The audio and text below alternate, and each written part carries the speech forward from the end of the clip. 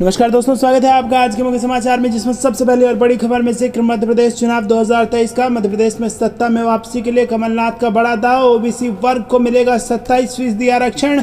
दूसरी खबर में जिक्र होगा कि मोदी सरकार पर बरसे सीएम गहलोत, कहा ऐसी घटनाएं कभी नहीं हुई। तीसरी खबर में जिक्र होगा कि लद्दाख की 4026 स्क्वायर किलोमीटर जमीन ले गया चीन, पर बाइडेन ने नहीं किया कोई जिक्र। स्वामी बोले अमेरिका से खाली हाथ लौटेंगे मोदी। दोस्तों, हर एक खबर की गहराई में आपको ले जाएंगे, लेकिन उससे पहले अगर आपको भी ऐसा लगता है कि 2024 में बदल रही है सरकार, तो कमेंट में अपनी राय बताइए। और दोस्तों, रोज की ऐसी खबरों के लिए चैनल को सब्सक्राइब करके बेल आइकन दबाइए और वीडियो लाइक करना मत भूलिएगा। रुक करते हैं सबसे पहले और बड़ी खबर की तरफ।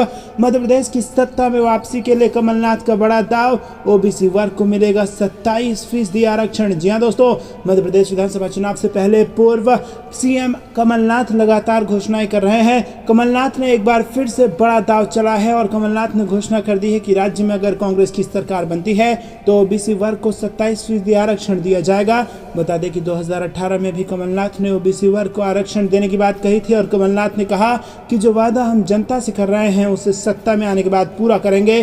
कमलनाथ ने यह घोषणा सुजालपुर में आयोजित जनसभा को संबोधित करते हुए की। बता दें कि बीजेपी ने भी ओबीसी वर्ग को 27% आरक्षण देने की घोषणा की थी, लेकिन सुप्रीम कोर्ट की गाइडलाइन को लेकर इस फैसले को लागू नहीं किया गया और सुप्रीम कोर्ट और हाई कोर्ट में फैसले को चुनौती मिलने के बाद सरकार को पीछे हटना पड़ा था। लेकिन अब कमलनाथ ने वादा किया है कि राज्य में सरकार बनने के बाद 27% आरक्षण ओबीसी वर्ग को दिया जाएगा।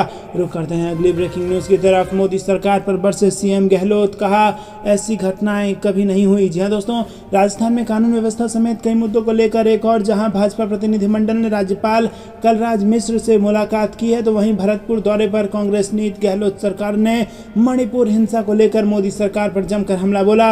मणिपुर हिंसा पर शुक्रवार को मीडिया से बातचीत में सीएम गहलोत ने भरतपुर में कहा कि मणिपुर हिंसा में 100 लोग मारे गए और ये लोग कर्नाटक में प्रचार करते हैं। चुनाव जीतने के लिए किसी ने परवाह नहीं की। जब तक आप समस्या को गंभीरता से नहीं लेंगे और प्रदेशवासियों को संदेश नहीं देंगे कि सरकार गंभीर है, तब तक स्थिति बिगड़ती जाएगी। सरकार में ऐसे लोग हैं जिन्होंने गंभीरता का जिनको एहसास नहीं है।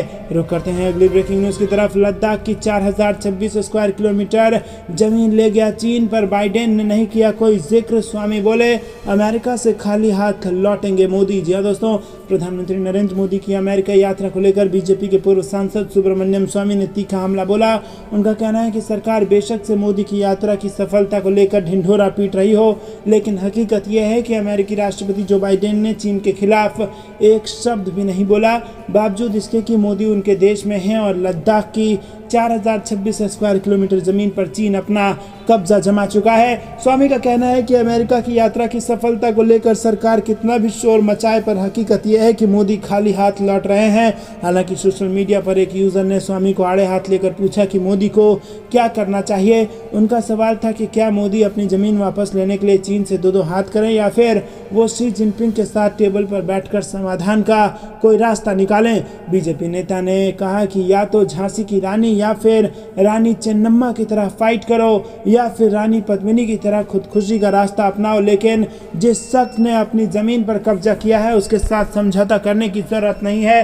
फिर भगवान भी युद्ध के मैदान में आपकी मदद के लिए आएंगे, लेकिन मोदी को देखकर लगता है कि वो पहले से ही सरेंडर के मोड में है। तो दोस्तों, ये सारा बयान दिया है सुब्रमण्यम स्वामी ने। आपको क्या कुछ लगता है कमेंट में जरूर बताइए। वीडियो लाइक करना मत भूलिएगा। रुक करते हैं अगली ब्रेकिंग न्यूज की तरफ। लालू यादव का बड़ा बयान, पूरी तरह फिट हूं, अब मोदी जी को भी फिट कर दूंगा। जी हां दोस्तों, आपको बता दें कि लंबे समय से बीमार चल रहे आरजेडी के मुखिया और बिहार के पूर्व मुख्यमंत्री लालू यादव ने शुक्रवार को पटना में विपक्ष की बैठक में शिरकत की और मीटिंग के बाद आयोजित की गई प्रेस वार्ता में वो अपने चिर परिचित अंदाज में नजर आए। लालू यादव ने कहा कि अब पूरी तरह से फिट हो गए हैं और बढ़िया से फिट कर देना है नरेंद्र मोदी को और भाजपा को। उन्होंने कहा कि आज जो बैठक हुई विपक्ष के नेताओं की, बहुत खुलकर सभी लोगों ने अपना इरादा बताया। ये तय हुआ कि शिमला में अगली मीटिंग होगी जिसमें हम लोग आगे की चर्चा करेंगे और एक होकर लड़ना है। देश की जनता बोलती थी कि आप एक नहीं होते, बीजेपी और आरएसएस जीत जाते हैं। इस दौरान लालू यादव ने कहा कि राहुल गांधी बहुत अच्छा काम कर रहे हैं। कर्नाटक चुनाव में उनकी पार्टी को जीत मिली है। हनुमान जी उनकी पार्टी से खुश हैं, वो हमारे साथ हैं और हम नल नील को जोड़ने का काम कर रहे हैं। आरजेडी सुप्रीमो ने प्रेस वार्ता में महंगाई और बेरोजगारी को लेकर मोदी सरकार पर जबरदस्त निशाना साधा। रुक करते हैं अगली ब्रेकिंग न्यूज की तरफ। पटना में विपक्षी दलों की बैठक में बोली बंगाल की सीएम ममता बनर्जी, हम एक हैं और हम मिलकर लड़ेंगे। जी हाँ दोस्तों, बिहार के मुख्यमंत्री नीतीश कुमार की पहल पर पटना में आयोजित विपक्षी दलों की बैठक के बाद पश्चिम बंगाल के मुख्यमंत्री ममता बनर्जी ने कहा कि सभी दल एकजुट हैं, सब मिलकर चुनाव लड़ेंगे। और ममता बनर्जी ने शुक्रवार को पटना में आयोजित 15 दलों की बैठक में कहा कि हम सब एकजुट हैं, हम मिलकर चुनाव लड़ेंगे। इतिहास का आगाज यहाँ से हुआ था।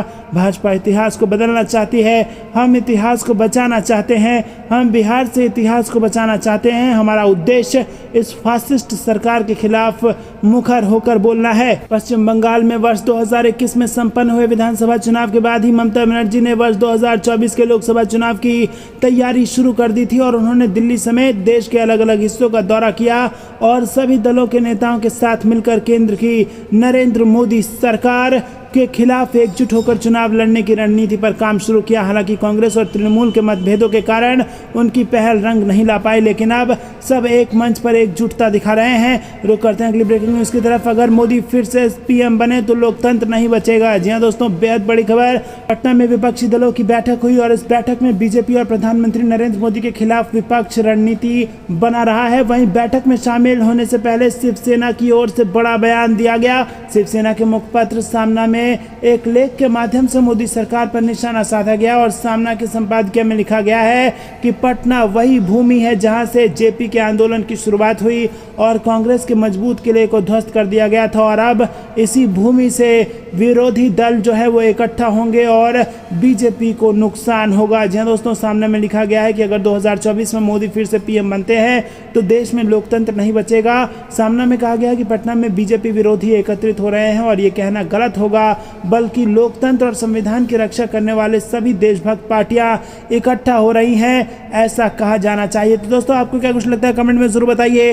वीडियो को लाइक करना मत भूलिएगा। रुक करते हैं अगली ब्रेकिंग न्यूज की तरफ। राहुल गांधी ने भरा जोश, बोले कर्नाटक के बाद मध्य प्रदेश, छत्तीसगढ़, राजस्थान और तेलंगाना में होगी कांग्रेस की जीत और कहीं नजर भी नहीं आएगी भाजपा। दोस्तों, क्या पूरी खबर आपको जरूर बताएंगे, लेकिन उससे पहले रोज की इस प्रकार की खबरों के लिए चैनल को सब्सक्राइब करके बेल आइकन जरूर दबाइए और दोस्तों साथ ही साथ वीडियो को लाइक करना मत भूलेगा। आपको बता दें दोस्तों, राहुल गांधी ने भर दिया है जोश, बोले कर्नाटक के बाद एमपी, छत्तीसगढ़, राजस्थान और तेलंगाना भी जाएंगे और कहीं नजर नहीं आएगी बीजेपी। जी दोस्तों, पटना में विपक्षी एकता की बैठक में शामिल होने पहुंचे कांग्रेस नेता राहुल गांधी और कांग्रेस अध्यक्ष मल्लिकार्जुन खड़गे ने पहले सदाकत आश्रम में कांग्रेसी कार्यकर्ताओं को संबोधित किया।